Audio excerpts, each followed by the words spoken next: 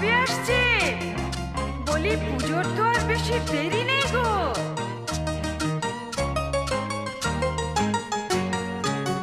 ঠাকুরজি কেমন তোমার ভাই লিখেছে পুজোয় ছুটি নাই, পুজোতে আসবে না বাড়ি।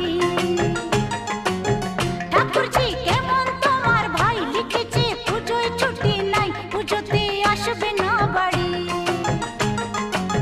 বলো তো লাগে কেমন বোঝালে